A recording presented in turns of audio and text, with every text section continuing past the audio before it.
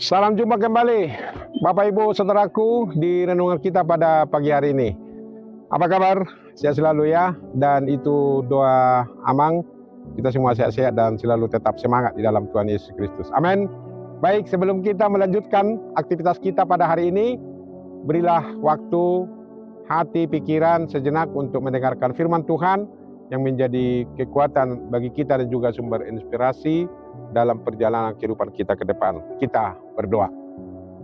Kasih karunia dan damai sejahtera dari Allah Bapa dan dari anaknya Tuhan Yesus Kristus menyertai saudara sekalian. Amin.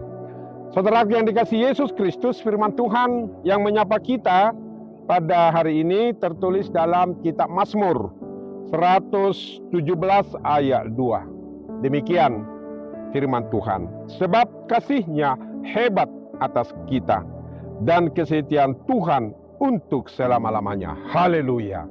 Ini kesaksian pemazmur, saudaraku. Bagaimana Tuhan itu dengan kasih-Nya yang hebat atas kita. Bagaimana tidak? Dia meluputkan kita dari berbagai mara bahaya.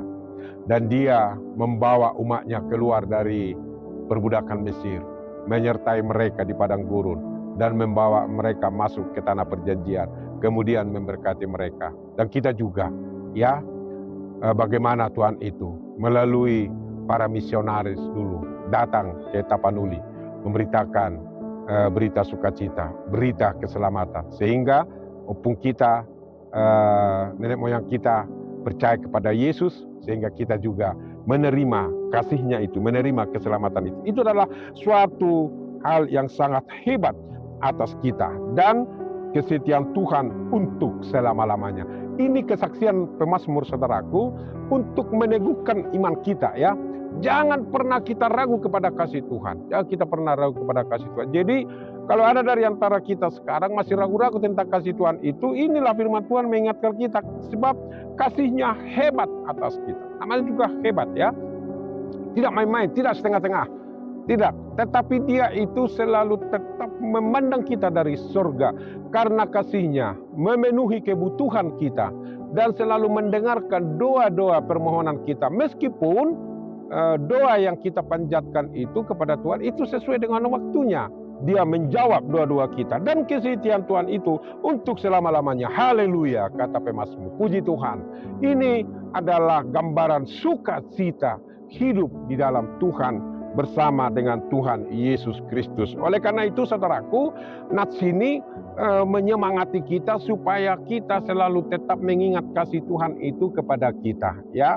Sepanjang zaman kasih Tuhan itu, karena dikatakan di sini kesetiaan Tuhan itu selama-lamanya, tidak pernah berhenti sedikit pun. Ya, bisa saja hanya mungkin kita yang kadang-kadang mengasihi Tuhan, dan bahkan mungkin berhenti, ada dari antara kita berhenti mengasihi Tuhan hanya karena satu dua permohonannya belum dijawab oleh Tuhan. Hanya mungkin dia merasa kehidupannya seperti ini, kehidupan orang lain seperti ini. Dia banding-bandingkan dirinya. Jadi jangan banding-bandingkan dirimu dengan diri orang lain. Nikmatilah, terimalah berkat-berkat Tuhan itu yang diberikan kepada kita, pribadi lepas pribadi, keluarga lepas keluarga. Nah, disinilah Tuhan itu benar-benar, ya, menunjukkan kasih-Nya kepada kita. Dan Dia selalu tetap menunggu, saudaraku, kita kembali ke Dia dan mengasihi Dia. Kalau kita mengasihi Tuhan itu berarti kita menuruti firman-Nya dan kita dengar-dengaran dengan apa yang diperintahkan, melakukan perintah-Nya. Itulah tandanya kita mengasihi. Yesus datang ke dunia ini karena kasih-Nya yang begitu besar. Dia datang mengorbankan dirinya, memberikan hidupnya, ya, supaya kita selamat. Demikian juga lah kita, kalau kita mengasihi Allah, kalau kita mengatakan bahwa kesetiaan Tuhan itu adalah selama-lamanya, marilah kita berikan diri kita kepada Tuhan. Jangan setengah-setengah. Kasihmu kepada Tuhan jangan tanggung-tanggung, jangan tanggung-tanggung. Tetapi marilah kita dengan sepenuh hati mengasihi Dia, karena dengan demikianlah kita selalu tetap hidup bergaul akrab dengan Tuhan. Ya, setiap hari dimanapun kita berada, selalu tetap mengandalkan Tuhan di dalam perjalanan kehidupan kita.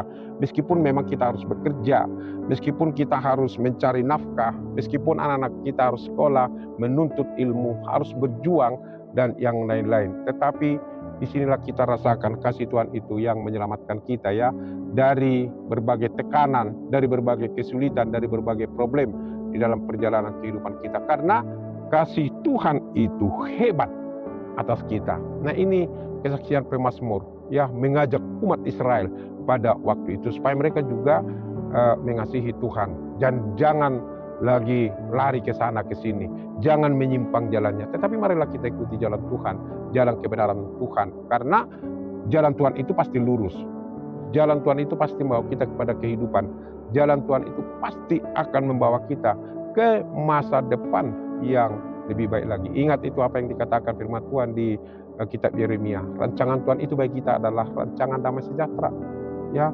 bukan rancangan kecelakaan loh. Karena apa? Karena dia mengasihi kita, kasihnya itu hebat ya, gak bisa tergambarkan lagi bagaimana hebatnya.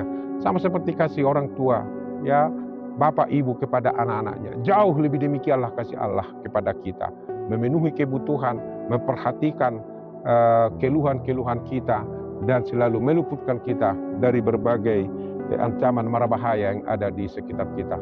Kesetiaan Tuhan itu katanya di sini adalah untuk selama-lamanya, dan ditutup dengan haleluya ya, puji Tuhan. Amin saudaraku, kita juga harus mengatakan itu haleluya di dalam kehidupan kita. Kita bersuka cita. Jadi kalau dikatakan haleluya, itu adalah gambaran orang-orang yang bersuka cita. Gak ada orang-orang yang bersedih mengatakan haleluya, tapi bersuka cita. Kenapa kita harus bersuka cita?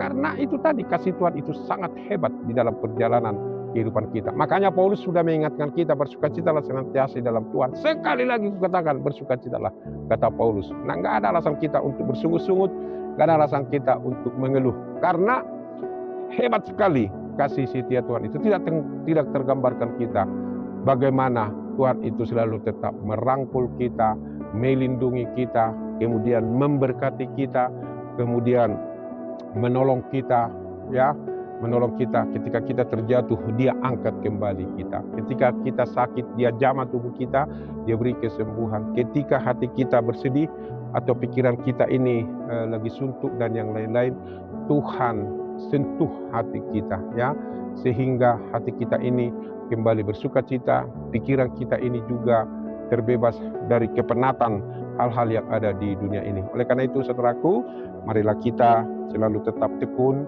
ya, tekun mendengarkan firman Tuhan.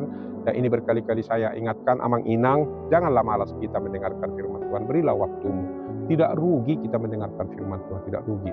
Mau membaca sendiri firman Tuhan, mau mendengarkan renungan, atau membaca renungan yang ditulis oleh orang-orang yang dipakai oleh Tuhan untuk mengirimkan renungan kepada kita, marilah kita syukuri itu. Jangan bersungut-sungut ya. Setiap hari Tuhan mengasihi kita, maka setiap hari juga kita harus mendengarkan firman Tuhan. Tuhan itu tidak sekali seminggu loh mengasihi kita, tidak. Jadi kalau ada jemaat, ada orang percaya mengatakan, sudahlah sekali seminggu aja aku datang beribadah kepada Tuhan, itu sama saja kita mau mengatakan kepada Tuhan, udahlah Tuhan sekali seminggu aja kau mengasihi saya. Enggak kan? Sama seperti kita orang tua kepada anak-anak kita. Mana ada waktu kita misalnya terputus untuk mengasihi anak-anak kita. Tidak ada itu.